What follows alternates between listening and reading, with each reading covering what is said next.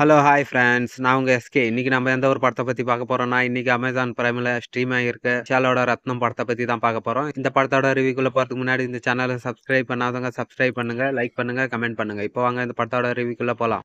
ரத்னம் இந்த படத்துல யாரெல்லாம் நடிச்சிருக்காங்கன்னு இப்ப பாத்திரலாம். விஷால், பிரியா பவானி சங்கர், சமுத்திரகனி, இன்னும் பல பேர் நடிச்சிருக்காங்க. இப்ப இந்த படத்தோட கான்செப்ட் என்னன்னு ஒன்லைன்ல பாத்திரலாம். இந்த படத்துல சமுத்திரகனி ஒரு எம்எல்ஏவா இருக்காரு. அவருக்கு அடியாளா விஷால் இருக்காரு. ஒரு இன்டர்வியூக்காக வேலூருக்கு ஹீரோயினி வராங்க. அந்த இடத்துல நம்ம ஹீரோயினிய கொல்றதுக்காகவே ஒரு கேங் சுத்தின்னு இருக்கு. அந்த கேங் கிட்ட இருந்து நம்ம விஷால் ஹீரோயினிய காப்பாத்துறாரு. நம்ம ஹீரோயினிய எதுக்கு அவங்க கொல்ல வராங்க, அவங்களுக்கு நம்ம ஹீரோயினிக்கு என்ன பிரச்சனை, அந்த பிரச்சனையை தெரிஞ்சுக்கிட்ட விஷால் கடைசி வரைக்கும் ஹீரோயினிய காப்பாத்தினாரா இல்லையா, கடைசியில என்ன நடந்தது, இதுதான் இந்த படத்தோட கதை. இப்போ அந்த படத்தோட பாசிட்டிவ் என்ன நெகட்டிவ் என்னன்னு பாத்திரலாம்.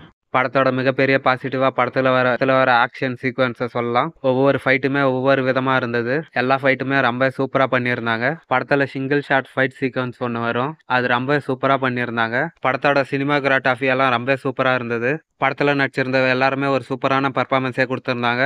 முக்கியமா விஷாலோட பர்ஃபார்மன்ஸ் ரொம்ப சூப்பரா இருந்தது. படத்தோட பேக்ரவுண்ட் ஸ்கோர் எல்லாம் நல்லாவே பண்ணியிருந்தாங்க. படத்தோட ஸ்கிரீன் பிளே வைஸ் ஓரளவுக்கு நல்லா பண்ணியிருந்தாங்க. இப்போ இந்த படத்தோட நெகட்டிவ் என்னன்னு பாத்திரலாம். படத்துல வர அதிகமான சீன்ஸ் முந்தைய படங்கள்ல பார்த்த மாதிரியே இருந்தது. படத்துல வர சென்டிமெண்ட் சீன் எல்லாமே சுத்தமா ஒர்க் அவுட் ஆகல. படத்தோட காமெடியா யோகி பாபு பண்ணியிருக்காரு. அவரோட காமெடியும் சொல்ற அளவுக்கு இல்ல.